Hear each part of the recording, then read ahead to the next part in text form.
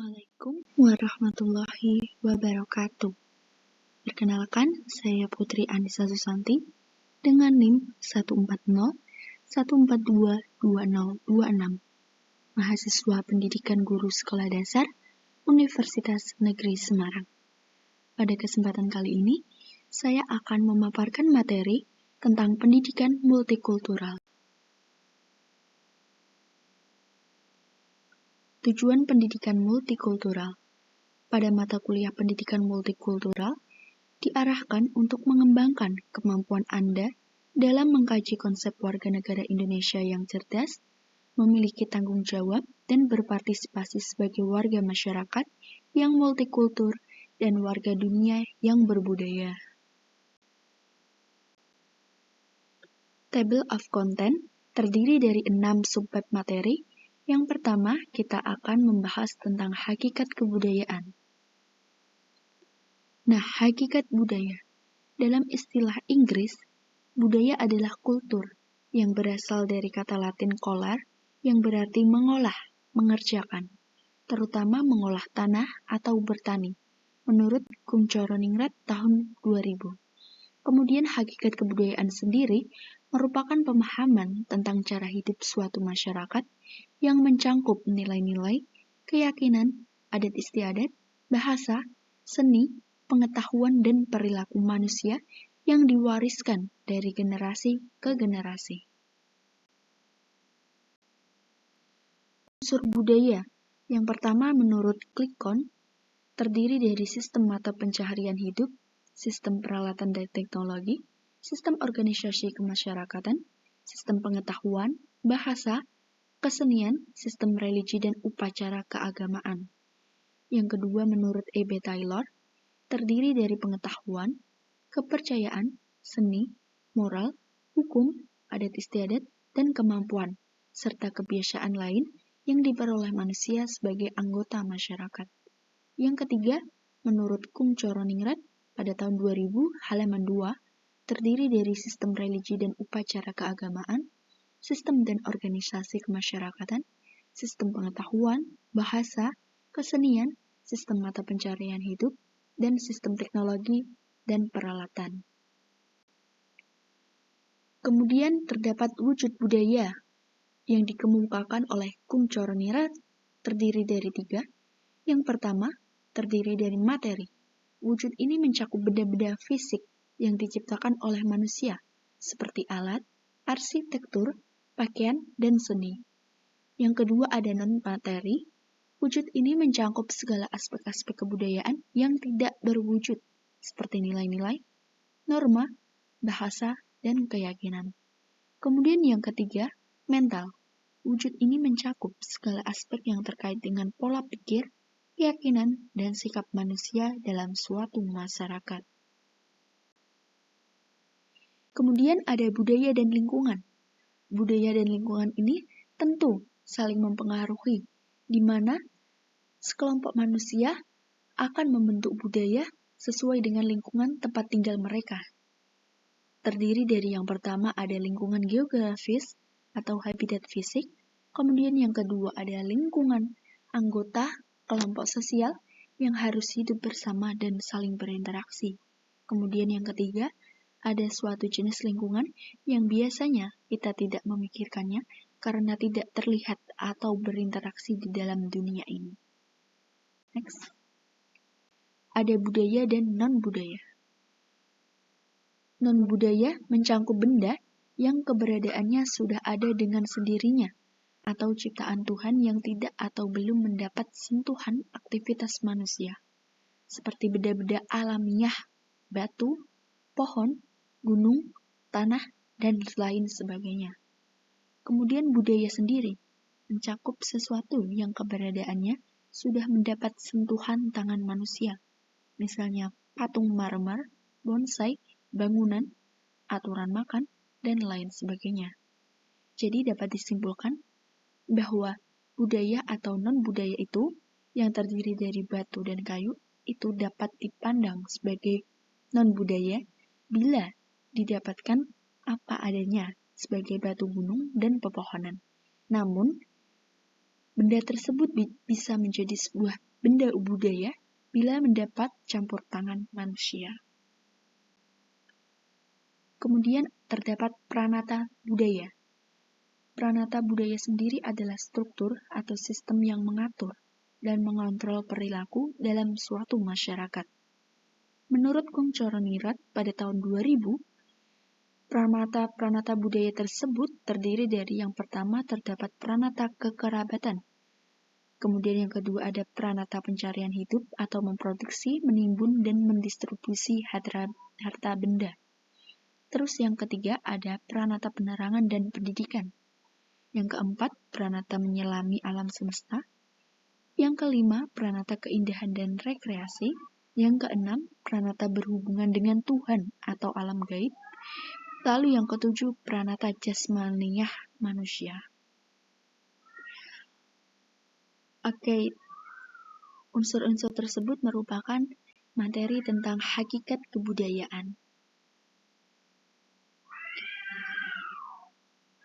Kita kembali ke materi yang kedua, hakikat pendidikan multikultural. Nah, hakikat pendidikan multikultural. Pendidikan multikultural merupakan suatu rangkaian kepercayaan dan penjelasan yang mengakui dan menilai pentingnya keragaman budaya dan etnis dalam membentuk suatu gaya hidup, pengalaman sosial, identitas pribadi, kesempatan pendidikan, baik dari individu, kelompok, maupun negara, menurut Banks pada tahun 2001. Kemudian dasar dari pendidikan multikultural sendiri itu terdiri dari 3. Yang pertama, kesadaran nilai penting keragaman budaya. Yang kedua, gerakan pembaharuan pendidikan. Dan yang ketiga, proses pendidikan. Next. Nah, apa sih sebenarnya tujuan pendidikan multikultural itu sendiri? Yang pertama, mengembangkan literasi etnis dan budaya. Lalu yang kedua, perkembangan pribadi. Yang ketiga, klarifikasi nilai dan sikap. Yang keempat, kompetensi multikultural. Yang kelima, kemampuan keterampilan dasar.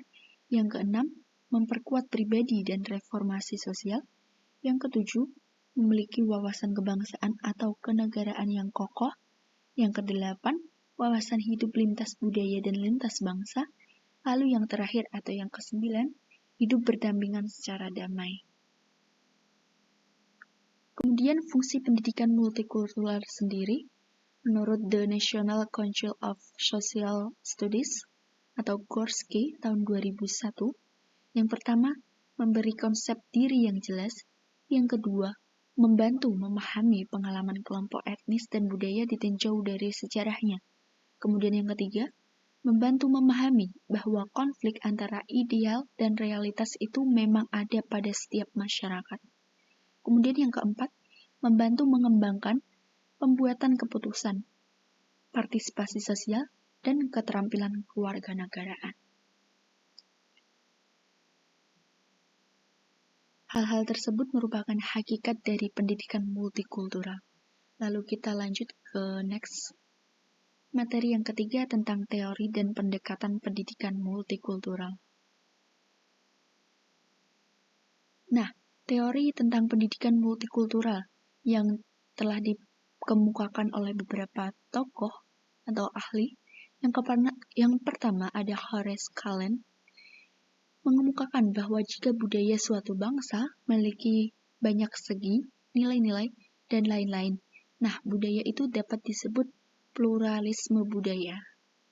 Kemudian yang kedua ada James Banks, atau dikenal sebagai perintis pendidikan multikultur. Ia berpendapat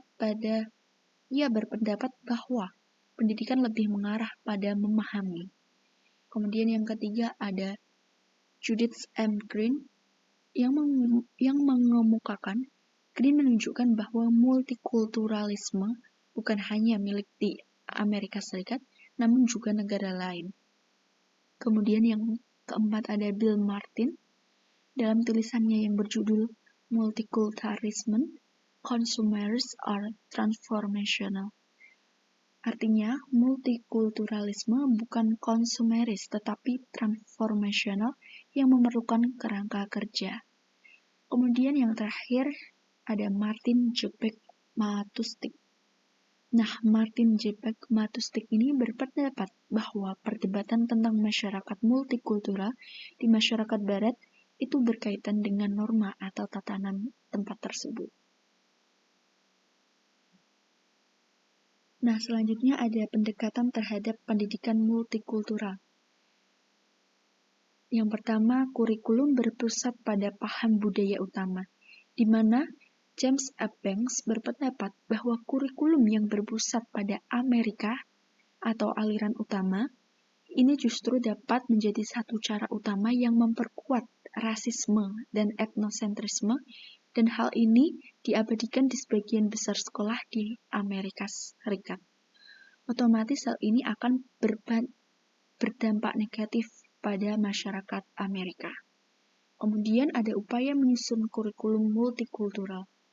Nah, sejak gerakan hak-hak sipil tahun 1960-an, para pendidik sedang mencoba dengan berbagai cara mengintegrasikan kurikulum sekolah secara lebih baik dengan materi etnis dan berupaya mengubah kurikulum berpusat Eropa atau aliran utama. Nah, hal tersebut telah dibuktikan dengan sulitnya merumuskan tujuan sekolah karena ada berbagai pertimbangan yang kompleks. Ideologi kaum asimilasi yang kuat yang dianut oleh sebagian besar pendidik AS multikultural adalah satu alasan utama. Nah, ideologi asimilasionisme ini membuat pendidiknya sulit berpikir beda tentang bagaimana masyarakat dan budaya AS berkembang dan memperoleh komitmen untuk membuat kurikulum multikultural. Okay, next. Pendekatan terhadap pendidikan multikultural. Terdapat tahap-tahap integrasi materi multikultural ke dalam kurikulum. Nah, sejak tahun 1960-an dapat diidentifikasi ada 4 pendekatan yang mengintegrasikan materi etnis dan multikultural ke dalam kurikulum. Yang pertama, pendekatan kontribusi. Yang kedua, pendekatan aditif. Yang ketiga, pendekatan transformasi. Dan keempat, pendekatan aksi sosial. Nah, paparan-paparan berikut merupakan teori tentang multikultural. Kita lanjut ke materi yang keempat tentang pengembangan pendidikan multikultural di Indonesia. Nah, pengembangan pendidikan multikultural di Indonesia. Indonesia memiliki keragaman agama dan kepercayaan, suku, jumlah dan persebaran pulau, bahasa dan sejumlah keragaman lainnya. Nah, keragaman-keragaman itu merupakan potensi dan keunikan tersendiri yang dimiliki oleh bangsa Indonesia sebagai bangsa yang besar. Akan tetapi, keragaman dan keunikan tersebut ternyata selama ini belum mendapatkan kesempatan, sehingga belum sempat berkembang dan mengolah diri berdasarkan dari kearifan budaya lokal itu sendiri dan kemauan hidup berdampingan secara damai. Nah, selanjutnya makna pendidikan multikultural dan implikasinya terhadap pengembangan pendidikan multikultural.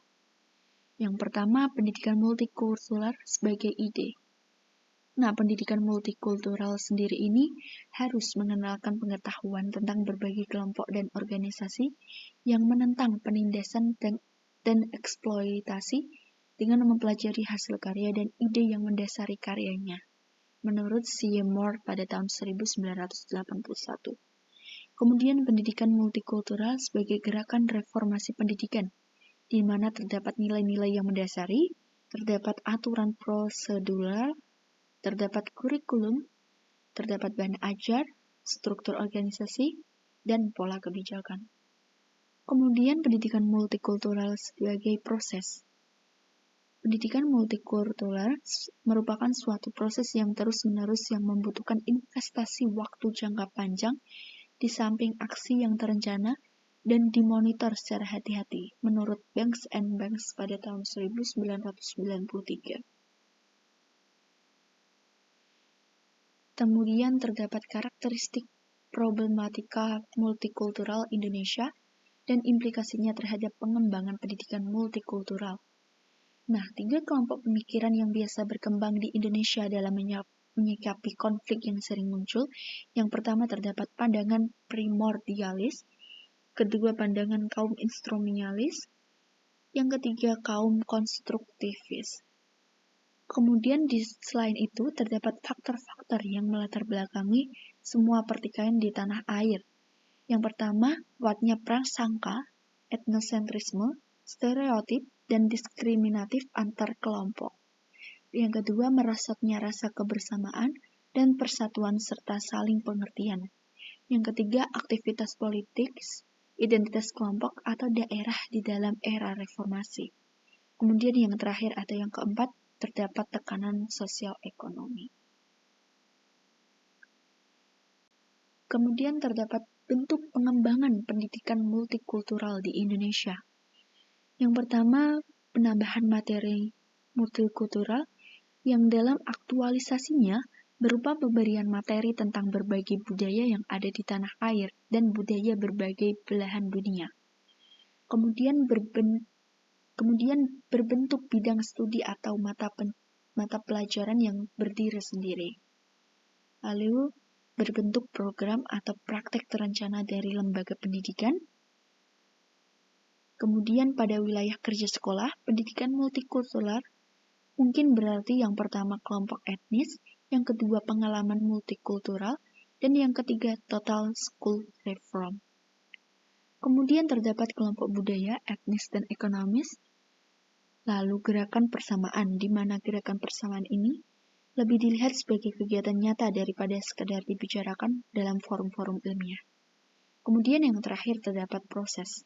Nah, sebagai proses, maka tujuan pendidikan multikultural yang berasal dari keadilan sosial, persamaan, demokrasi, toleransi, dan penghormatan hak-hak asasi manusia tidak mudah tercapai. Asas-asas dalam pendidikan multikultural di Indonesia. Menurut James A. Banks, dikenal sebagai perintis pendidikan multikultural.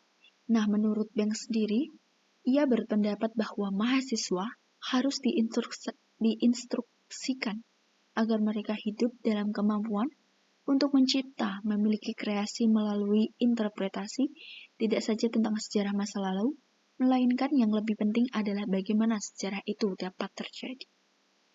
Nah, terdapat asas-asas yang pertama, asas wawasan nasional atau kebangsaan, yang kedua asas Bhinneka Tunggal Ika, yang ketiga asas kesederajatan, yang keempat asas selaras, serasi, dan seimbang. Kemudian terdapat tiga prinsip penyusunan program dalam pendidikan multikultural. Yang pertama, pendidikan multikultural didasarkan kepada pedagogik baru, yaitu pedagogik yang berdasarkan kesetaraan manusia. Kemudian yang kedua, pendidikan multikultural ditujukan pada terwujudnya manusia yang berbudaya. Kemudian yang ketiga, prinsip globalisasi budaya.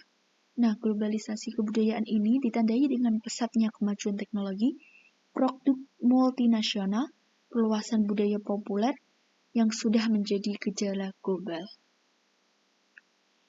Nah, materi tersebut merupakan pengembangan pendidikan multikultural di Indonesia. Kita lanjut next materi berikutnya. Materi yang kelima tentang peranan sekolah dasar dalam pendidikan multikultural. Nah, peranan sekolah dasar sebagai lembaga pengembangan pendidikan multikultural.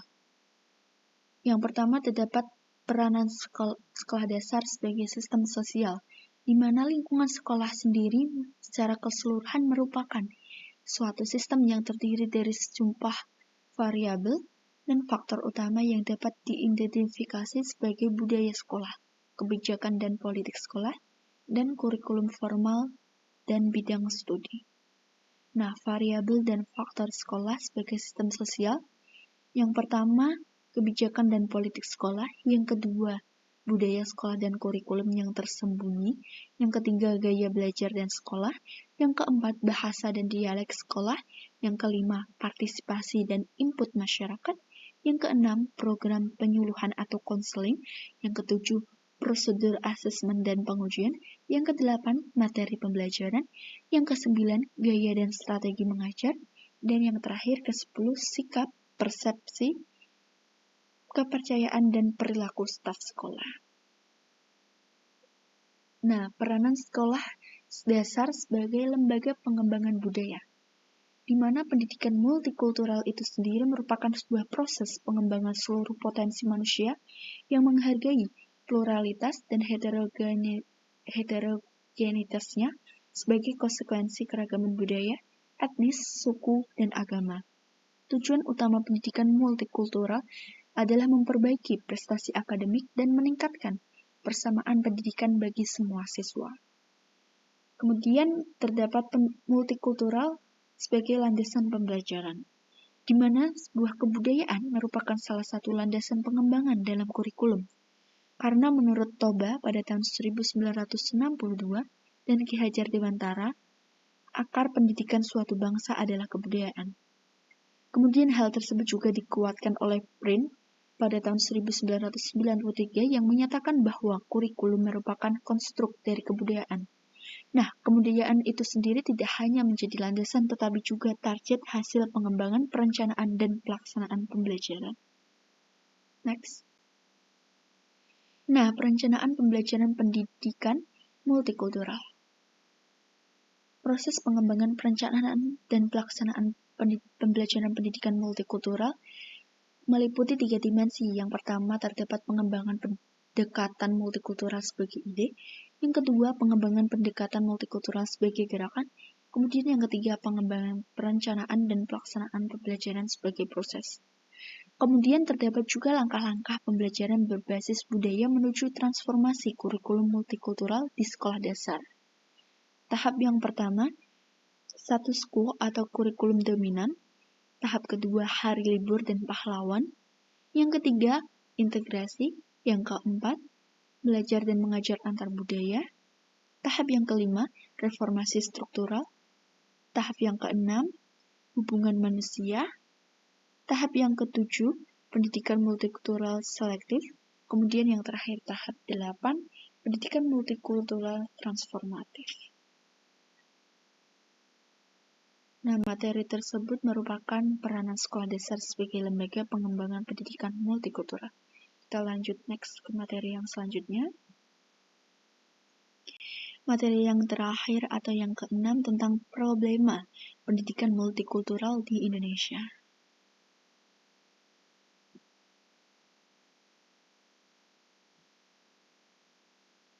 Problema pendidikan multikultural di Indonesia.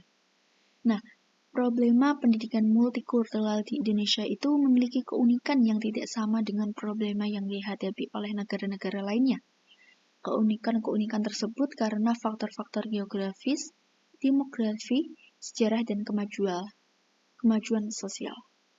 Nah, yang pertama terdapat keragaman identitas budaya daerah, yang kedua pergeseran kekuasaan dari pusat ke daerah, yang ketiga kurangnya kokoh nasionalisme, yang keempat fanatisme sempit, yang kelima konflik kesatuan nasional dan multikultural, yang keenam kesejahteraan ekonomi yang tidak merata di antara kelompok budaya, kemudian yang ketujuh keberpihakan yang salah dari media massa, khususnya televisi swasta dalam memberitahukan peristiwa. Oke, telah selesai sudah materi tentang pendidikan multikultural pada mata kuliah pendidikan multikultural ini yang telah saya rangkum menjadi 6 materi.